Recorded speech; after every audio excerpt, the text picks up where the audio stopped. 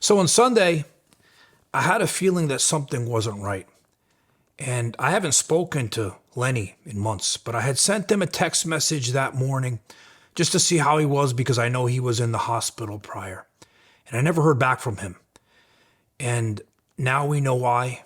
Unfortunately, yesterday he passed away at 54 years old in Florida. And last night, because having to edit that video, I had started remembering so many things about Lenny. And I remember the trip. Like I said, I did the interview. I went down to Florida to do an interview with him. I was so grateful that he was willing to give it to me. I was a nobody back then. Nobody knew who I was, but he was gracious enough to give me that interview. And I started remembering things that he said in that interview and how important they were and how many people can learn from them. And back then, like I said, my channel was smaller, so I wanted to re-release this interview for everyone to watch because I feel like it was all about his message. And for those who know about Big Lenny and know about what he was about, his biggest thing was don't be like anyone else. Never try to be like other people. Never follow the crowd. Never be scared to be who you are, no matter who you are, no matter what it is you do that makes you different than people. And I always lived that way my whole life. I never cared about what people thought, no matter how weird I was. So that message Lenny always preached to everybody always rang true to me. And I think it's an important message for everybody else. Don't be scared to be yourself. Don't do things because you feel like you need to join others and join the crowd and follow the crowd. Because if you do, you'll never find out who you really are as a person. You'll never find out what you're capable of. And that's what Big Lenny was all about. And these are my brothers, and we're gonna stand till we see all the right beat the wrong. And this is my heart, it's hard like a stone. You idolized the guy? Yes. Dad? From as early as I can remember, he came home from work at 5 o'clock. Uh-huh. I have a brother and sister. My mother had dinner on the table, and we ate as a family. Like a lot of families did. Back in the day, 70s. every night you were there at the table. Mm-hmm. You had to be in at a certain Right. time. And after, we'd have this talk and the discussions, and afterwards we'd talk a little more, and he'd read the nightly paper. Then every night at 8 o'clock, he would go into our basement, which we had his own weight room in there.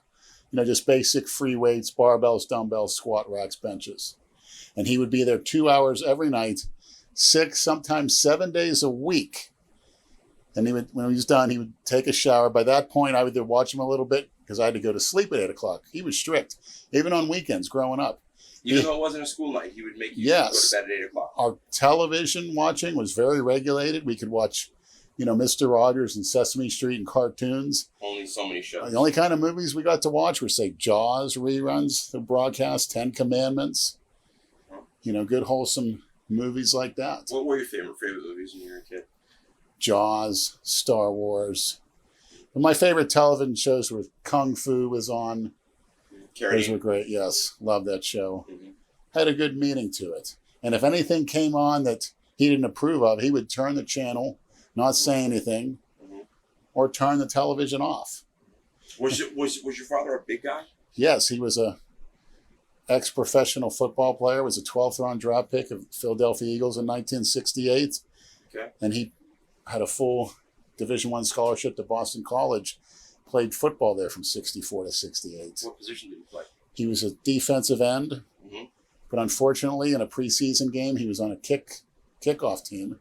Okay. And Special teams? yes, as a rookie, and was running down the field full force, and black guy on the Boston Patriots before they became the New England Patriots took his knee out, just basically dove below the knee, which is illegal, ripped it to shreds. With the surgery back then, he tried out for the Detroit Lions, couldn't pass the physical.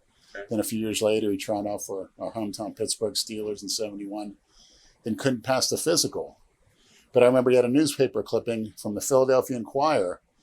It said, "Rookie end, too aggressive." And it's talking about my father, who during drills hit the starting quarterback. And usually the quarterbacks you don't touch. Hit the guy in the red He had shirt. an orange flak jacket on, and he went and gave him a forearm shiver to the helmet.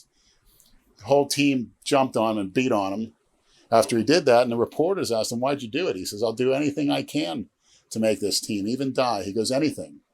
And he told me stories about how there was a lot of hippies on the team, and he was trying to fight to win a position on the team just to make the team. And he was a 12th round pick. Mm-hmm. And he said he would get into a stance before drills, and veterans would whisper in his ear, "You take it easy on me, and I'll take it easy on you." And he would just ignore it and go out at full steam. It's very aggressive. He actually had a headline, "Too Aggressive," in the sports page. I wish I could find it. It's out there somewhere. He had a copy. Okay. No, I heard you were a bit of a football player as well. Yes. From day one, he groomed me. It's the psychology, the eating, the technique. From day one. Tight end, defensive end, yeah. Basically those positions. And when I had me in Little League Baseball, I think he expected too much of me at the time. I was overwhelmed. So if I struck out, he'd get on you. Oh, he whipped my butt a few times with a belt for striking out. My first year in Little League. Then I improved as a player. Why do you think especially in the 70s, why do you think a father would do that to his son? Be so hard on him as far as that goes and not teach him about more the fundamentals of the game? Well, at the time, I thought he wanted me to be the best, and that's the way to do it. But as I look back, I see because his career was cut short at 22, 23. He was frustrated. Yes, and he wanted to live through me. And, I wish I did. I regret that to this day. No matter how harsh it was, no matter how many people say that he wasn't right, like I said, I want to apologize to him on camera. I'm going to do it right now because we haven't really spoke much in the last 30 some odd years. Go ahead. Tell him how you feel. Yeah, Dad, I'm sorry. Look into the camera. You were right. And any kid out there, listen to your father. He knows best. He told me in high school, don't worry about making friends. Don't worry about having girlfriends. Because you get that Division I scholarship, because I had the height, the weight, the strength, the speed. Because your life is set. Because he said at Boston College, he had to get his phone number changed because girls would be calling the dorms at all hours of the day. And I remember you told me yesterday, I believe it was, you haven't spoken to your dad in some time. I've spoken to him once or twice in 30 years. Why? I wanted to do something spectacular to, make him proud of me, show that, it wasn't a waste. And I have nightmares at least once or twice a month of me in fantastic shape, getting ready to walk on the field in high school and waking up, never getting to play. 260 pounds, in shape, confident, walking down out of the field house where the team changed, walking on before the start of the game, and always waking up at that point, never getting to play the game. I have this at least a couple times or more a month, ever since I was 16 years old. And it haunts me to this day. And I don't think I could ever get over it. Did you get that shot once? He gave me all the tools I needed. The mental aspect, physical aspect, how to intimidate people, running with the sprinting, the strength. And for some reason, I was just too caught up in wanting to be like all the other kids. Is that why you have this whole kind of... Yeah, I'm against that cookie cutter. Rage against the cookie cutter machine. Yes, I tried to fit in, and that's what hurt me. I got my ear pierced. God knows why. Come home. I think my sister tipped my father off as he came in the door. Lenny got his ear pierced. So I remember sitting at the table, and my father looking at me, looked at my right ear, because he'd sit at the head of the table. Yeah.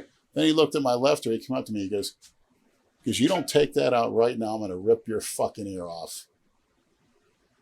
And I went and took it off, and that was the end of that.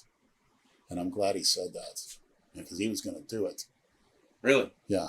And then looking back, he says, why would I do that? Mm-hmm. Worrying about making friends, worried about wearing what the other kids did. Mm-hmm. They were into breakdancing at the time. Somebody gave me a book, how to breakdance. The kids would lay the cardboard down and all that. Oh, my God. I had a book, and he saw it on my dresser at home, ripped it to shreds. Your dad ripped the book to shreds? Yeah, even before, somebody gave me a Michael Jackson record. Maybe I was in junior high. Looked at it, cracked it, ripped it up.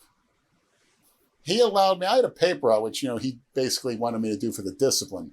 Getting up at 4 a.m, delivering 50 papers on foot up and down hills of Pittsburgh, and then sometimes you get to 20 degrees below zero. Do that before school. He just wanted me to do it for the discipline. So I ended up buying comic books. I like Spider-Man, Hulk, all the old. And he sort of allowed that. He didn't rip those up at the time, but I did have quite an extensive collection at one point because older people would have garage sales, and I would found an old Spider-Man in great condition. It was like 7th issue, and I believe it's worth a few 10 or 15,000 in mint condition. Mm-hmm. came in from school one time, and they were ripped to shreds all over my bed. And I was screaming. My mother said, "Who did this?" "Oh, your father did it." And my father looked at me and says, "Yeah, I did it." He goes, "I didn't think you were paying enough attention to your schoolwork and your football and your lifting, because I removed the distraction." And I thought, "What the hell with that?" So what I did was, before my senior year, you didn't need parental permission. You could do basic training in the military, get that out of the way before you graduated. You didn't need parental consent at the time. So I went and left, and I joined the United States Air Force, unbeknownst to him. My mother knew about it. Wow. And surely enough, I ended up getting discharged from it, because I got into it with a training instructor. Yeah. I was guarding an embassy because my job was a security policeman. He stuck a pen up my nose, which they do frequently because they want you standing like a statue. Sure. And I could smell the blood. And my natural instinct was, roundhouse right, and I did.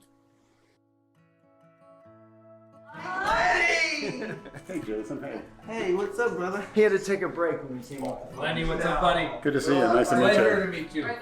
My pleasure to meet you, Lenny. Latecomer. Getting ready for the I'm Ruby? Sandy Calora. Very nice to meet you, Lenny. No relation to Andrew, by the way. Yeah, we already covered that. Yeah, it's similar. He's Calura. I'm Calora with an O. He's with a U. Yeah. How are you? Pretty good. It's good to see you. Can't complain. Likewise.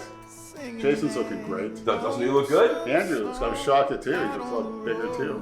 And this is the mama of the Misfits. Hey. Nice to see you. I've been seeing you in quite a while. I love This you. is the first and last woman Lenny has kissed. Real, like, natural born woman. Kiss, kiss. Mwah. Buddy kiss. That was on the mouth.